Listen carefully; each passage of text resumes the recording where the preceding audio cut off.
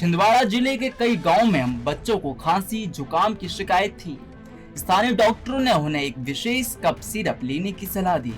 शुरुआत में ये आम दवा की तरह लग रही थी, लेकिन कुछ ही दिनों में हालात बिगड़ने लगे।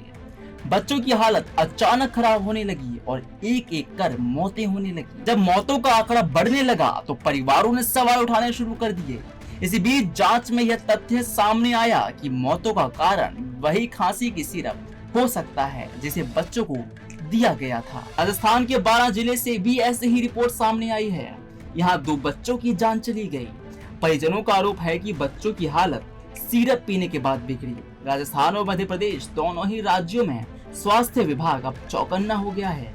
केंद्र की nodal agency national centre for disease control यानी कि एनसीडीसी ने टीम भेज दी है और नमूनों की जांच की जा रही है। इस बीच दवा का उत्पादन रोकने और बाजार से इसे वापस मंगवाने की प्रक्रिया भी शुरू हो गई है। छिंदवाड़ा जिले में मरने वाले बच्चों के परिवार सदमे में हैं। माता पिता की आंखों में आंसू और चेहरे पर बेबसी साफ दिखाई दे रही है। गांव-गांव में ये चर्चा है कि आखिर इतनी बड़ी चूक कैसे हुई। स्थानीय प्रशासन ने स्वास्थ्य विभाग की टीमों को गांव में भेजा है।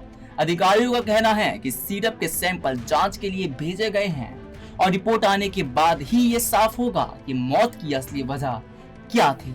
लेकिन फिलहाल हालात यह साफ कर रहे हैं कि कप सिरप का इस्तेमाल बच्चों के लिए घातक साबित हुआ।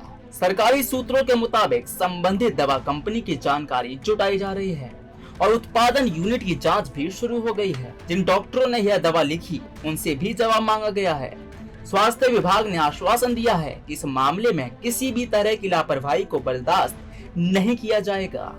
वहीं विशेषज्ञ चेतावनी दे रहे हैं कि बच्चों के लिए दवाओं का इस्तेमाल बहुत सतर्कता से करना चाहिए, क्योंकि उनका शरीर कमजोर होता है और किसी भी रासायनिक तत्व का असर उन पर गंभीर हो सकता है। तो साफ है कि खांसी की ये सिरप अब सवालों के घेरे में है।